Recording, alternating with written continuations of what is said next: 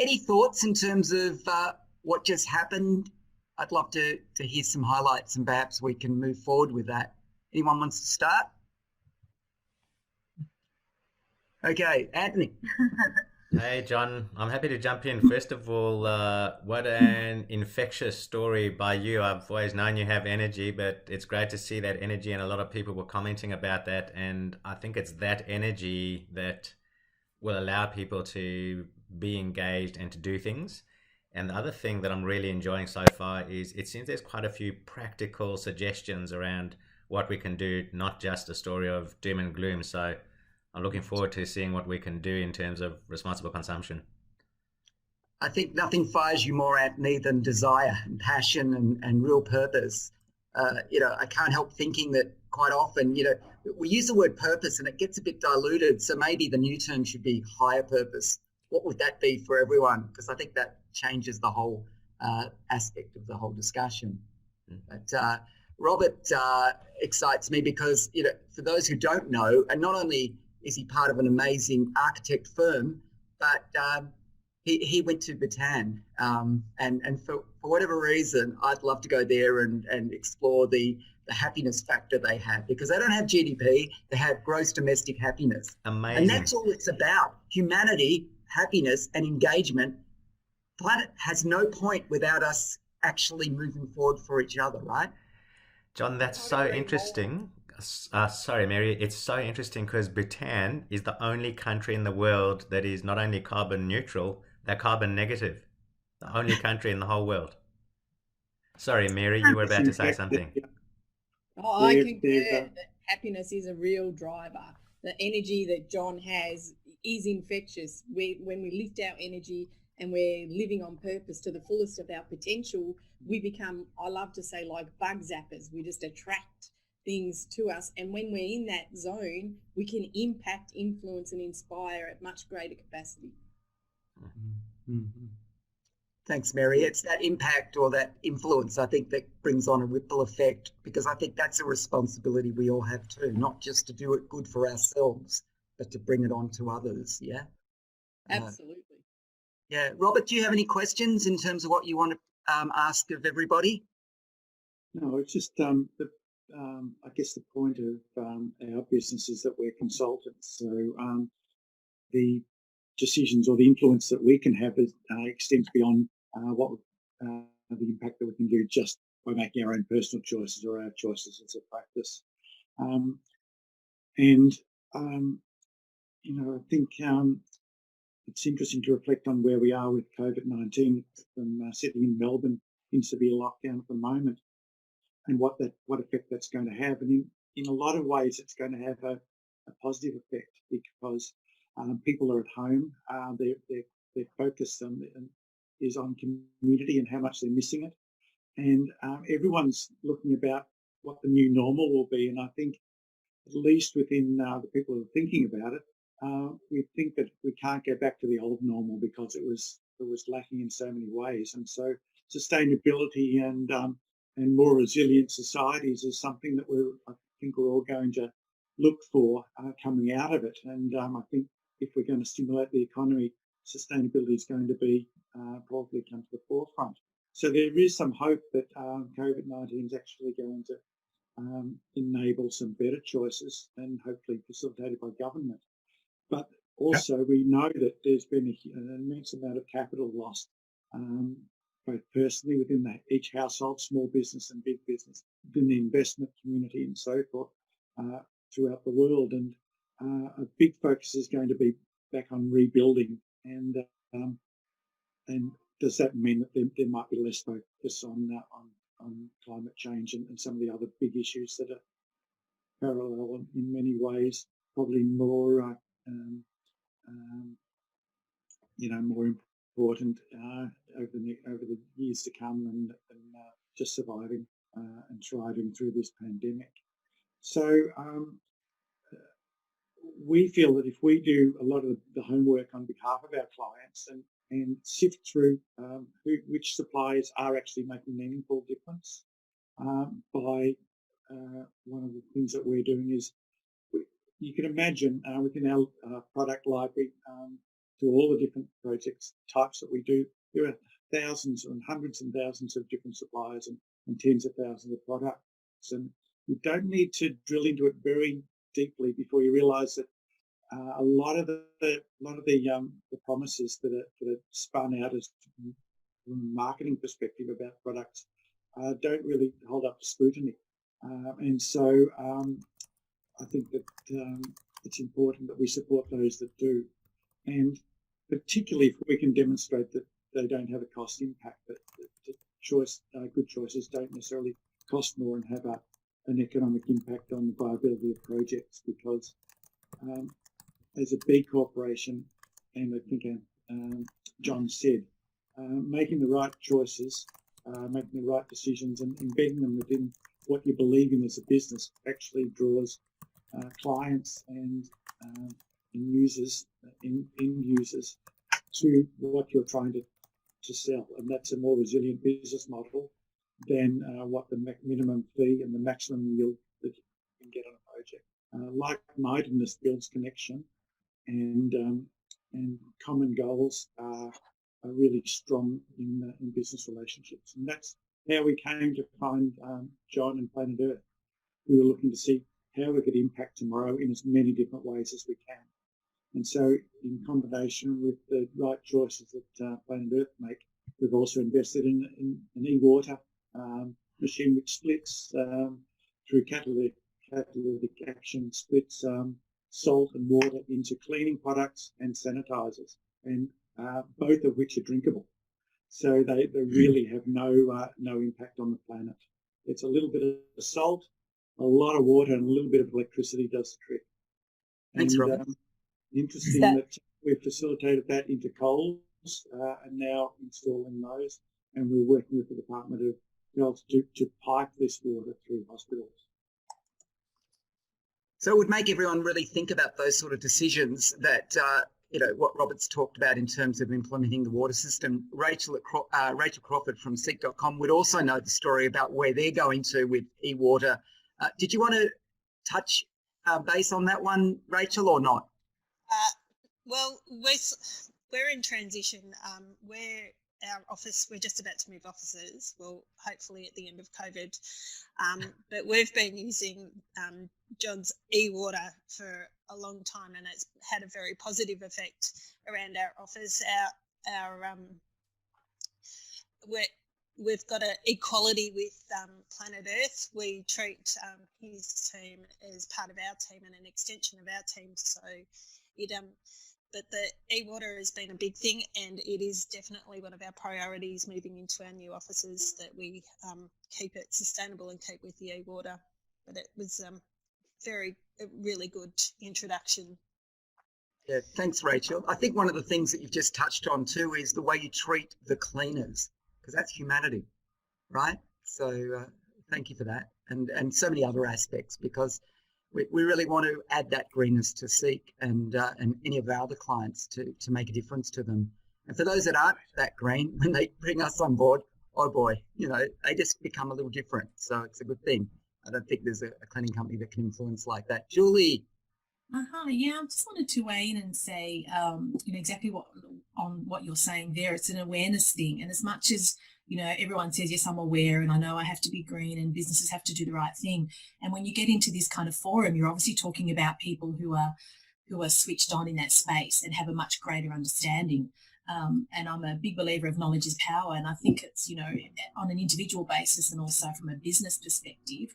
I think it's almost like a bit of a PR campaign where you need to realise the impact that you're having from a business point of view, and be shown and told how small changes can make a difference. It's one thing to sort of look at the big picture, but it's what's going to make the change. It's, I said in the chat earlier, if every individual and every business just made one change, imagine the impact. You don't have to put it out there that you expect businesses to completely change their model and their whole way of production, which, in an ideal world, that would be great.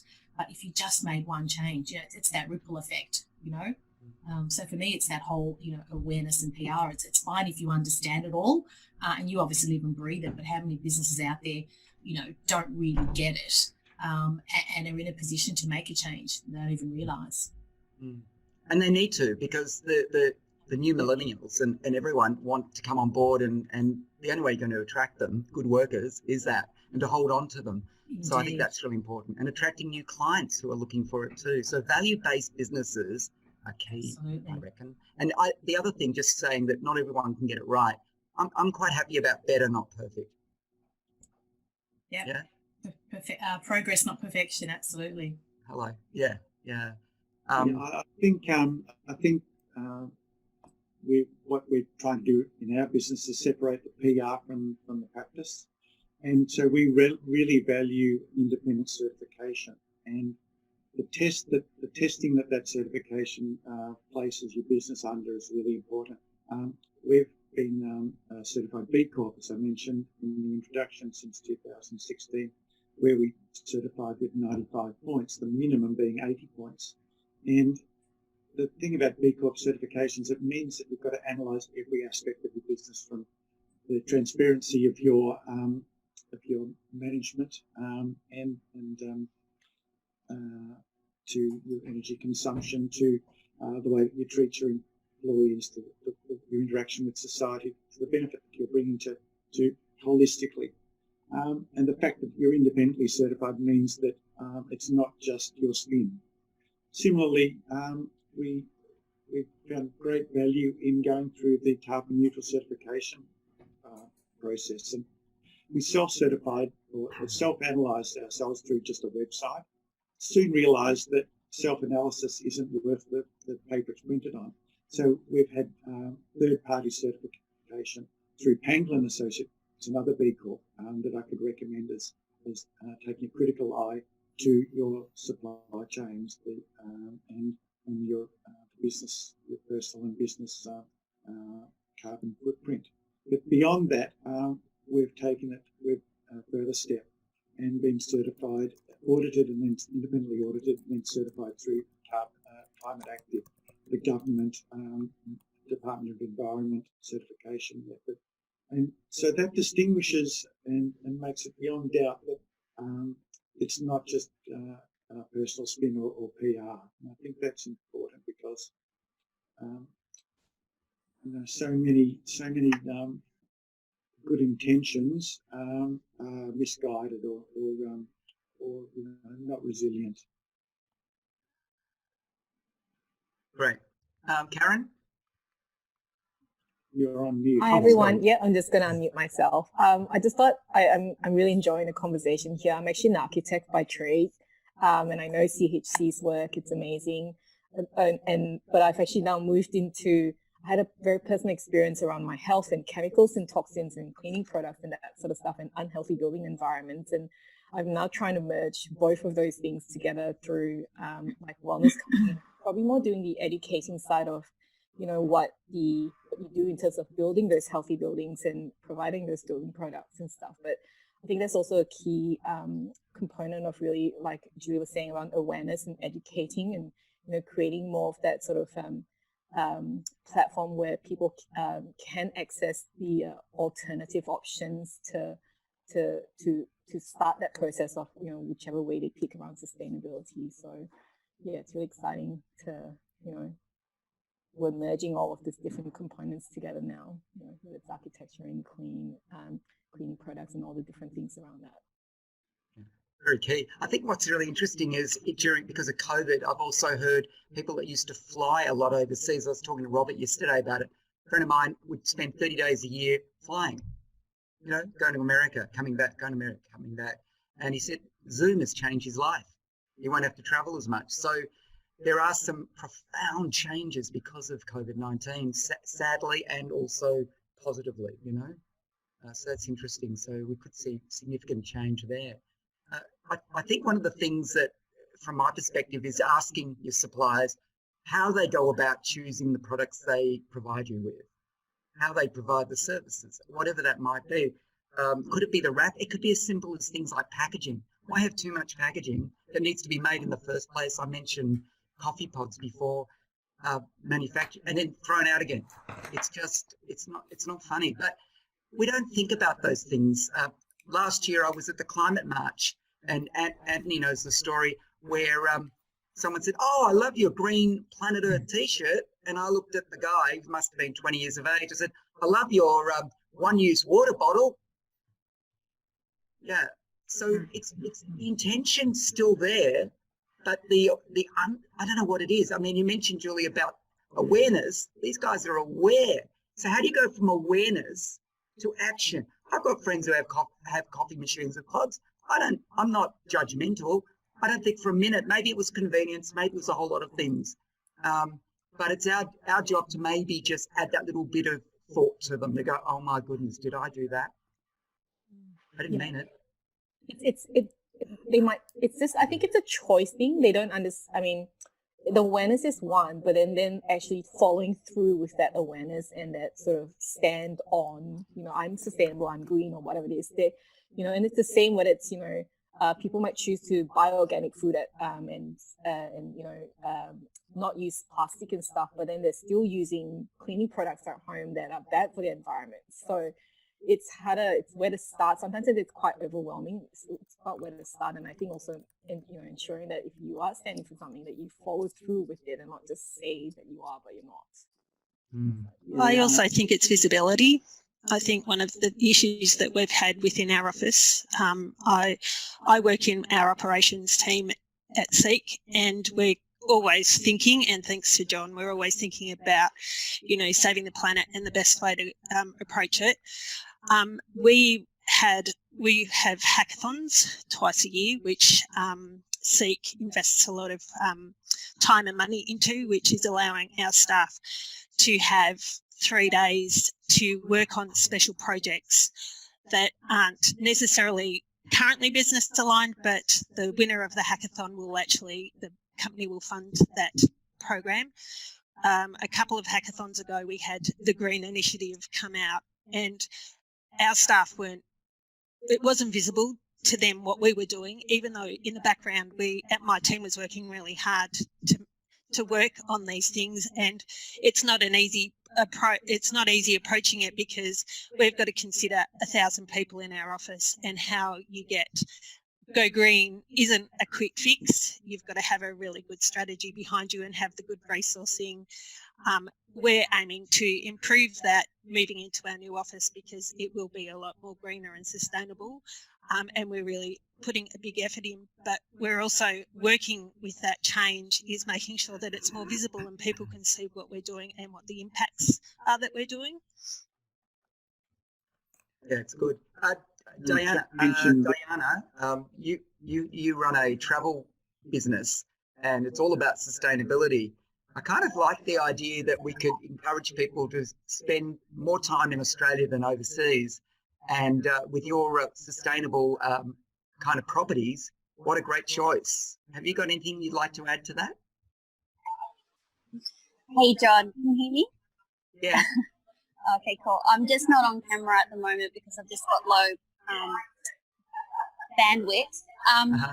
Thanks for bringing me in on the conversation. I've been actively listening to what everyone's saying. Sorry, there's a bit of background noise. My company's called The Sustainable Traveller, and my advocacy is sustainable travel and tourism, not just promoting the resorts and lodges and all these various amazing places you can go with the low impact, but also educating consumers, the travellers, on what they can do, what they can see, how they can, live, ensure that their tourism dollars are actually going to be staying in the community that they're visiting, and supporting heritage and also cultural experiences. And there's definitely a shift and a much greater awareness now, I think, amongst consumers, that they're looking at, how their impact on the environment is with their travel choices. So I'm really excited to see that shift and that sort of awareness now. So I've sort of lost the question in the beginning because well, I guess from a travel perspective and people making a choice that they stay in Australia and don't dream about necessarily going to Europe or America, but we've got so much to offer here, and look after the heritage and then some of the thoughts that go into the properties. I'm sure they're pretty sustainable, I imagine. Yeah. Yeah, definitely. So yeah, there's definitely now a shift to realize how much amazing natural wilderness open spaces we have here in Australia, and I'm really excited to see that because I have also been advocating for traveling locally and not necessarily jumping on a flight as well. We've got so much within just a couple of hours that people don't realize, and it's just a case of making it easy for them to find out where these places are, what they can do, what does it need, and that's what the Sustainable Travel platform tries to do. And the other great thing I'm seeing as well is I'm seeing a greater interest actually from the travel industry themselves. Generally, travel agents were always focusing on promoting overseas destinations, and that's a lot of them were relying on that income. And now they're looking at, well, actually, there's so much Australia has to offer, and finding now those right suppliers so they can start, offering local options to their clients. So it's great to see an awareness both on travellers now realising how much Australia has to offer. And also we're the only country with the world's oldest Indigenous community. Like, I think that's just phenomenal, and it's been overlooked for so long. So it's great to see a lot more Aboriginal culture experiences now that people can look at and experience. And that I'm really excited about that. I think, and there's even city experiences. I don't think people realise there's so many that you can do in your own city as well to have like a welcome to country experience. There's so much we can do. I think you've made a great point there, Diana. I think the thing is, if you become a business that other people use as their impact, you become the impact. Exactly. Goal, right? So you be the change. That's choices. my. Yeah. You say be the impact, and mine is quite similar. Be the change. And that's what I am and I do, and it's great to see that influence other people around me as well and inspire them. So I'd be keen to hear anyone who thinks that there's one thing they would change right now in their choice of responsible consumption. Would anyone like to bring that to the table? Can I just ask something quickly before we do that? What are some of the highest returning activities that we could do? Because what Karen said before about education is sometimes I'm not sure what's going to make a difference and what's not, and the levels of difference that things will make. And I have my bike and I ride a lot and I do a number of things to try to minimize my consumption, but I'm definitely not perfect. And just wondering what some of the highest returns are so that I can make that decision. That's great. I actually, that's really interesting thinking. I've actually believe in the idea of giving yourself, if we could actually scorecard everything that we do and then give ourselves a carbon budget of sorts, then we could say, I've got this amount of carbon this month left. Oh, what do I do? Oh, hang on. Maybe I could offset by buying some trees. Or maybe I could, flick a switch and change from one electricity firm to renewable, so fossil fuels ain't good, right? So you go the other way, and what a change. So, yes, Mary. Yesterday, I made an impact. We changed all our rental properties over to a different property manager, and because of that, they're planting 100 trees. God. Can I ask which company that is? Dax from Hera Property Group. He's on the call today. Not with us, but he's on the call today. Yeah. What property group, sorry? Dax from Hera, Hera Property Group. Property Group, great. Yeah, because we have a client called Ethical Properties. They do the same for their clients, and it changes their entire footprint. And he's also looking about talking to our tenants of all the properties and putting on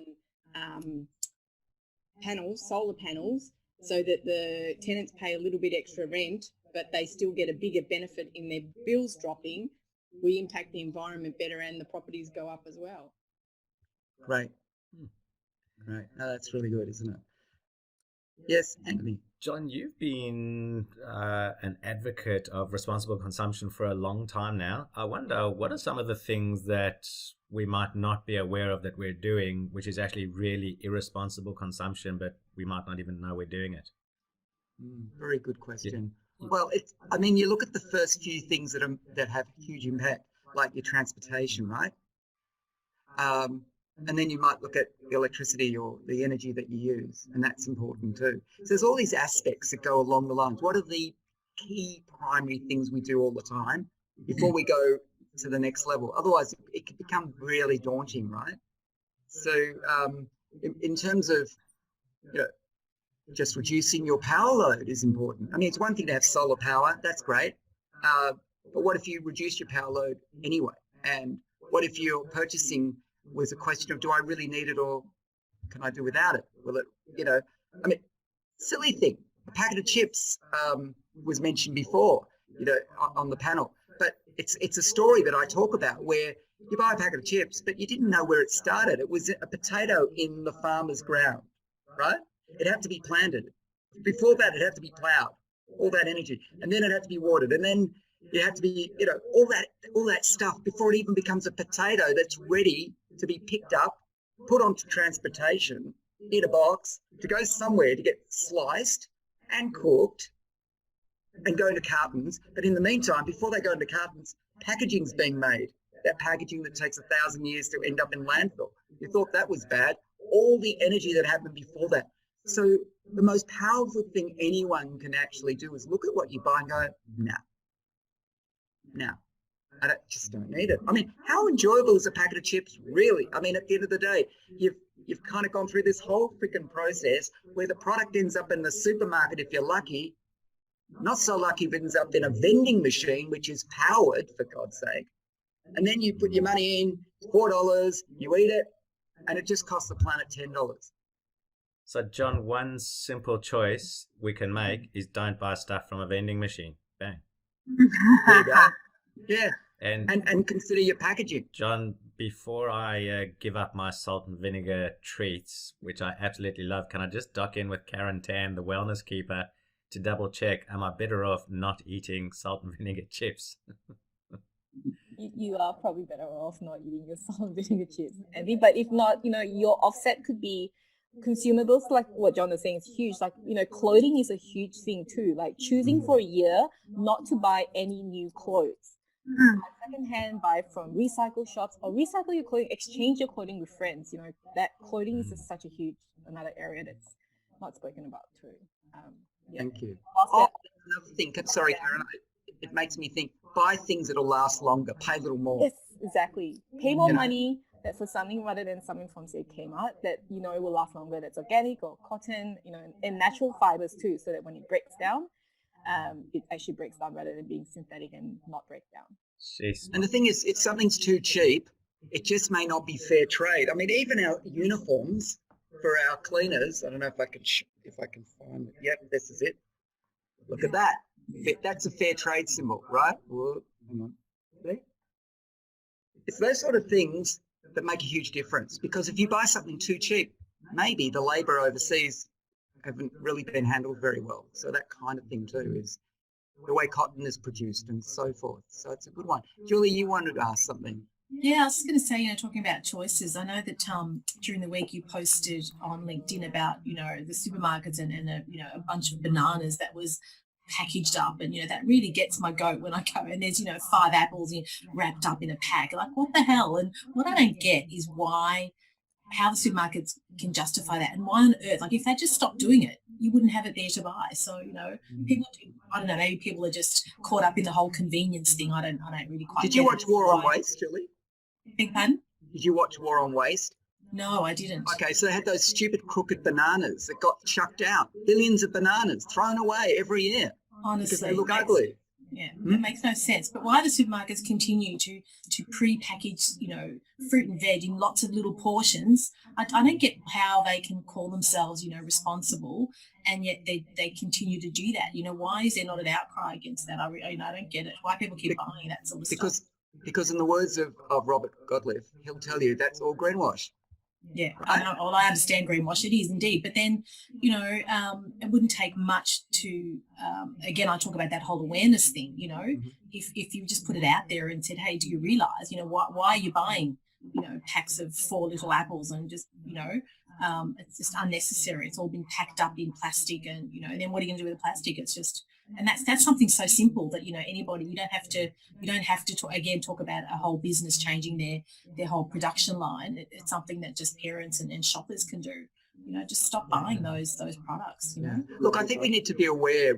Robert Goodliffe will tell you that no one understands greenwashing. Would you agree, Robert? But it's a serious issue.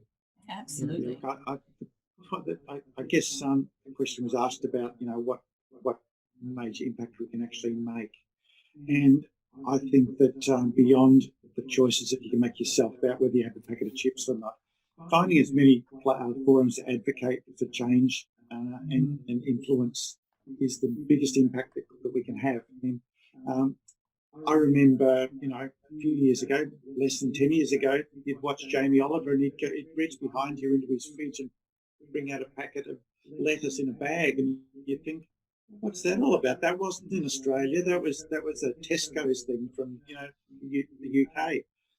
Sure enough, within 10 years, it's all the rage in the supermarkets. But consumer advocacy has now said to Aldi that we don't want all that stuff anymore. Aldi's now driving the change, which is going to reverse that process within the supermarkets. That's only people deciding that that's what they want to do.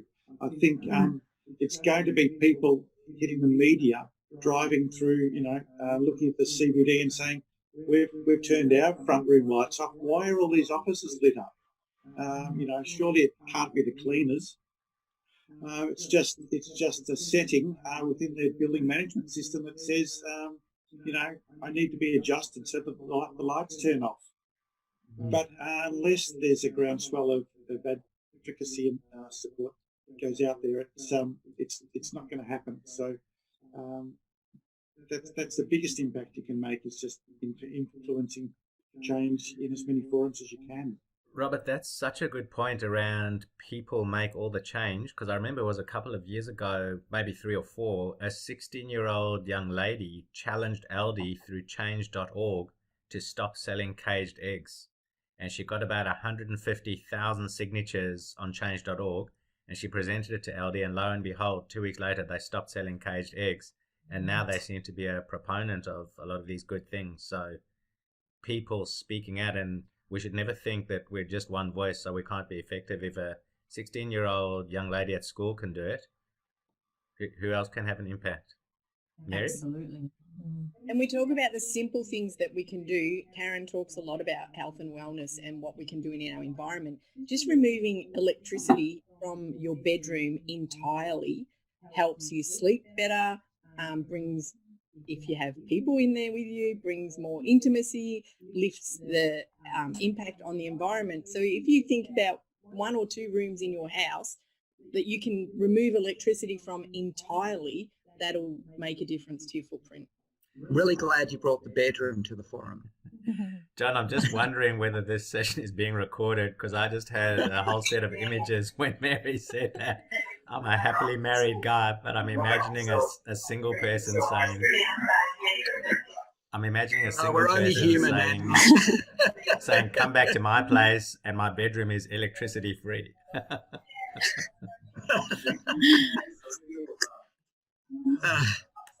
So, anyone else want to say anything about what they do in terms of impact, in terms of their responsible consumption? Hi, Eduardo. Hi. Sorry, Felicity, I think she wants to say something. Oh, yeah, no, that's okay. I was just going to say that, it's interesting listening to everyone talk about, I think there's a lot of people on the call that have very deep green values, and that's a wonderful thing to see. And I think I work in sustainability, so that's been my whole career, working with corporates, particularly in food processing, packaging and logistics. And a lot of the corporates have trying to balance things like reducing packaging waste with carbon emissions. And it was really interesting talking about, say, the packaging in food production. But packaging it's a double-edged sword in a way. There's some really good things that it brings for us, like increased shelf life, so reducing the amount of spoilage, and then that in turn reduces carbon emissions, because as we know, food when it decomposes, results in methane, which has a high global warming potential than, say, carbon. Than carbon. So it is a real balance, and it is really difficult. And I hear what what some people have been saying, that you've got to really choose when you can use these kinds of innovation, which is what packaging is in a way, without overusing it unnecessarily.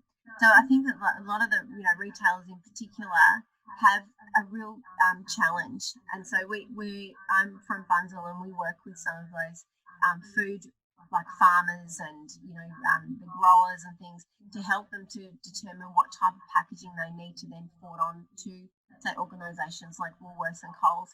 And it's not an easy thing, because you've got, as one of the women in the conversation mentioned before, we don't want to have overuse of packaging, absolutely, but then sometimes a cardboard carton might have a higher carbon impact than, say, a plastic carton, and so it ends up being a really complex problem to work through. I think that's a really good point, but it's not, and I agree with you, because if you want longevity with food, it'd be madness to think anything else. So it is all about consideration and I actually, I see it as conscious consumption. Right. Yeah. And so that's really important. And the other thing that I see too is, but there's so many other products. Let's look at cleaning chemicals at the supermarket. Why aren't they all in little concentrates? Why are we buying big bottles with water? Why can't we just have a starter kit? Rachel will know what I'm talking about. A starter kit, because I talked about this how many years ago? 12 years ago, I wanted to introduce it. But anyway, the idea of starter kits, so that once you've got it, these spray bottles should have longevity. They should last a long time. These triggers should be able to be there forever, and so should the base product. And then you don't have to carry as much home too, so there's less weight. So there's a whole lot of benefits, isn't there? So it's not just food, but yeah. No, that's fine. I just want to share a couple of things with you guys. I work with John, and I've been working with John for 10 years. I immigrated to Australia in 2009, and I come from South America, from Venezuela. So first thing I want to say, I'm proudly an Australian now, and I don't know if you know, but we are miles ahead of everyone else. Like Australia, in terms of sustainability, and compared to South America, compared to where I come from, we are doing much more. So I want to leave that on the table, so you guys know that even I know you're passionate. I know we are all passionate. That's why we're here. But there's a lot of other people that are not here that are contributing more than in other countries. Is that enough? Of course not, but it's a start. The second thing I want to say is something that Robert just said. The more people you can influence, obviously is the way to go, because the reason why those little packaging of 3 or 4 apples in the supermarket is there because people are buying them. So the more people you can influence, the better. We have a person in the office that is the big influencer, Sam, our sales manager. He lives his life like what Mary said. If he knew that idea of removing electricity from his room, he would do it right now. So everything he does it for the right reason. So, picking 1 or 2 things every day and changing 1 or 2 things every day will go a long way. That's what I want to leave with you guys today. I just noticed someone's made this point about transparent labelling on packaging. So they've just, if people aren't aware, there's just been a real overhaul of that process in Australia and New Zealand. So there is a new labelling scheme that's come out that's much easier to understand what goes in the bin and what can be recycled. So you can have a look on the packaging for that, and it's really about better information for consumers. Kelly, I'm so encouraged that you are in the session, and I think there are 2, 3 or 4 people here from Bunzl, and I know Bunzl is a huge organization. I hope you don't mind. I looked you up on LinkedIn, and I see Bunzl globally is about a $40 billion operation, and Australia and New Zealand's about 10 billion. So the fact that Bunzl is making this kind of an effort to understand sustainability and to take moves in the direction of making the planet more sustainable is so encouraging. Absolutely. That's just huge. Yeah, so we are a huge company. I think there's about 17,500 people globally. And just to give you some insight, so my role is predominantly about supporting our customers to meet their sustainability objectives. So that's what I've been employed to do. So I partner with mainly our larger customers, but I'm available kind of as a service to all our customers. And so what I do is I help I guess unpack what their sustainability values and their objectives are, and then through the products and services that we sell them, make sure that we're supporting them to meet those, whether that might be carbon reductions, reducing packaging waste, could be eliminating plastic, could be increasing a compostables market, whatever that might be. And what I find is that that sustainability goals are linked back to the organisation's values, whether that might be through the CEO or the sustainability strategy or whatever that might be. So it's different, just like the people in this workshop have different views, so do organisations. Wow. John, I've just seen a sign on the screen saying we've got about 40 seconds left before we will all be taken back to the main room. And we can't even ignore it. They take us away. What's the one or two actions that everybody can take, everyone even in the main forum, that's going to help with responsible consumption? I took notes here. Don't buy from vending machines. Change to a renewable energy provider. Make your bedroom electricity free. What's the main one? And I think the one Felicity brought up a good one in terms of packaging for food, and I don't ignore the fact that it's good packaging, because in fact it's better in the